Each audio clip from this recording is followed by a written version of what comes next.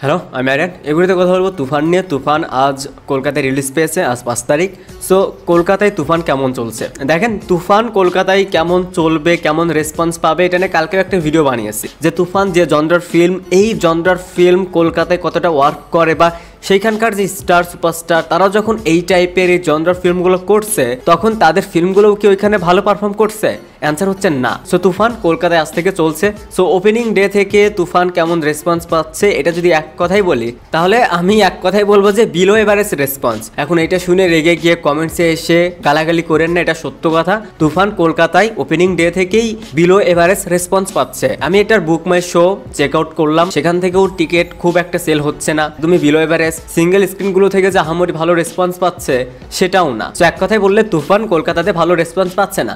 তবে এটা শোনার পর বা এটা কিন্তু নতুন না যে আমি এটা শোনার পর শকড হয়ে গেলাম যে তুফান কলকাতায় ভালো রেসপন্স পাচ্ছে না, কেন পাচ্ছে না, কি কারণে পাচ্ছে না, এইটার রিজন নিয়ে কালকেও ভিডিও বানিয়েছি, এর আগেও এগুলো নিয়ে কথা বলেছি। তো এই নিউজটা শোনার পর শকড হওয়ার কিছু নেই যে তুফান কলকাতায় তাহলে ফ্লপ হবে, কলকাতায় তাহলে ডিজাস্টার হবে, এটা ভেবে সময় নষ্ট করার কিছু নেই। শুধু তুফান না, এর আগেও আরো ভালো ভালো ফিল্ম হাওয়া, সুরঙ্গ, প্রিয়তমা, এই সিনেমাগুলো কলকাতাতে ভালো রেসপন্স পায়নি, বলতে গেলে এভারেজও হয়নি। অনেকেই দেখলাম বলছে যে যেহেতু প্রবাসের কালকে সিনেমাটা চলছে সো সেই সিনেমার ইফেক্ট এই সিনেমাটার উপর পড়ছে বা সেই সিনেমাটার কারণে তুফান ভালো রেসপন্স পাচ্ছে না। কালকে রিলিজ না পেলেও যে রেসপন্স পেত, রিলিজ পেয়েও সেই একই রেসপন্স। সো এইটা একদমই ভুল ধারণা। কালকের কারণে তুফান বাজে রেসপন্স পাচ্ছে এটা একদমই না। আমার মনে হয় না যে রিসেন্ট টাইমে যতগুলো বাংলাদেশি ফিল্ম কলকাতা মার্কেটে রিলিজ পেয়েছে, ওয়েস্ট বেঙ্গলে রিলিজ পেয়েছে, সেখানে খুব ভালো পারফর্ম করেছে, ভালো প্রফিট আনতে পেরেছে। আই থিঙ্ক আমার মনে হয় না এখন পর্যন্ত বাংলাদেশ থেকে যতগুলো ফিল্ম কলকাতায় রিলিজ হয়েছে প্রত্যেকটা ফিল্মই ফ্লপ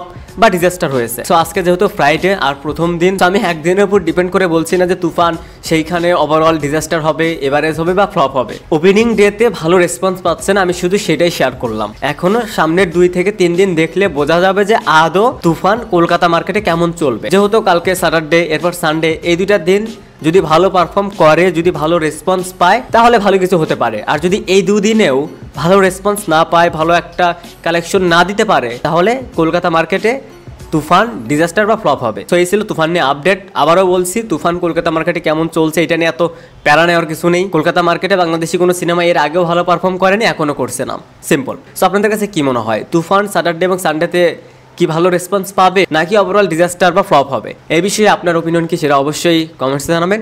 থ্যাঙ্কস ফর ওয়াচিং।